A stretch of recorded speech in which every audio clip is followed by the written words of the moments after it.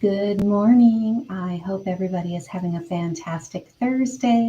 I am Kathy Feather, owner of K Feather Solutions. I am your business and lifestyle strategist, helping you reclaim your time through effective strategic planning.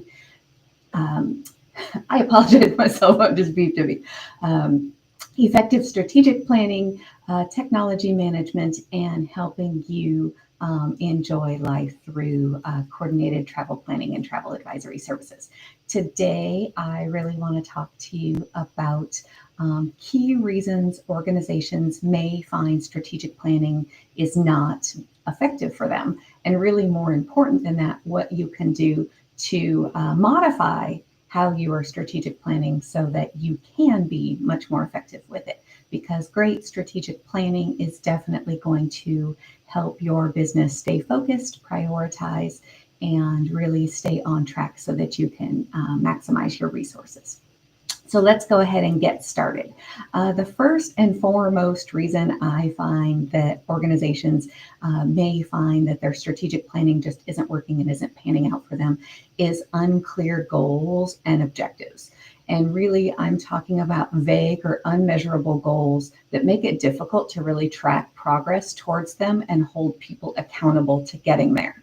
One of the things I love to do with clients, and I have done over my 20 years as a project manager, is really clearly defining goals and objectives. Now, you want to make sure that you are creating those SMART goals, so those specific, measurable, achievable, relevant, and time-bound goals, so that you know if you are on track and you can actually adjust courses, which we're going to talk about a little bit later. But really ensuring you have a clear goal is going to be critical. Another thing related to your goals is the being realistic. And so if you are $100,000 revenue business and you are wanting to get to $1 million and you don't have a very specific plan of what that might look like for your organization and how you're going to get there, it's highly unlikely that that is going to happen for you. And even if you do have a plan, it's still potentially unlikely within a year that you could 10x your income. And so it may be more appropriate to look at a 500,000 revenue for this year. So think about that as you're coming up with those goals and objectives for your business. The second topic is really poor communication. And this is not communicating and effectively communicating that strategy to, and I'm reading notes, I have a lot of different things to talk about, to all levels within your organization and those organizations you're working with. So if you were a solopreneur and you have contractors and outsourced freelancers that you are working with, they need to know what you are focusing your strategy on, because if they don't, there is going to be misalignment. So if you have hired a social media management person and they're handling all of your social media and you have not let them know that in 6 months you're launching a new product and you need to have a product launch cycle in your social media plan, it's going to be a large scale disconnect and a problem. So you want to make sure they're involved in actively creating that plan for you. Next is really, as you're doing that communication and ensuring that communication is clear, you want to involve everyone. Your entire team needs to be involved in this. And if you are a solopreneur, this means all of your contractors and freelancers that you work with. You want to get input from them to how we can plan out in greater detail when we get to that tactical planning, what is going to make that strategic plan come to reality. And so you want to involve everybody. And involving everybody also means taking a realistic look at your resources. So if you are a 3-man team and you have a very packed plan for this next year, it is unlikely you're going to have team capacity to bring on something brand spanking new for your business. And if bringing on something new is what your analysis, your SWOT conducting has told you needs to happen in your business, then you're going to have to analyze what else is happening and what can be put on hold, dropped off completely, postponed a few months, but you're going to need to make some hard decisions. And that's really what strategic planning is. It is looking at what your goals are in that business and making the hard choices to decide and ensure your focus is on those very specific things. Now, I want to talk about ownership because we were just talking about resources.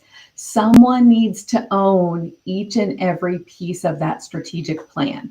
You need someone that is going to be moving the cart forward, both from a overarching, we need to have this happen team, and those that are going to own the tactical implementation of those. You need to ensure your resources, again, have that capacity to do that for you. And not allocating enough people, enough time, or enough budget to execute leads to failure each and every time. It leads to missed deadlines. It leads to rework. It leads to adding additional cost in each and every way. Not allocating your resources correctly on the right things is going to cost you time and money. And then one of the things I often see is resistance to change. So we are in a fast-paced environment anymore. And when I look at my lifetime and I look at technology rollouts over the course of my life, I have seen so many different ways that as an owner of music that I have my music. You know, I did have, it was not mine, it was my parents', but we had an 8-track in my home when I was growing up, and then cassettes and records and CDs, and now it's digital.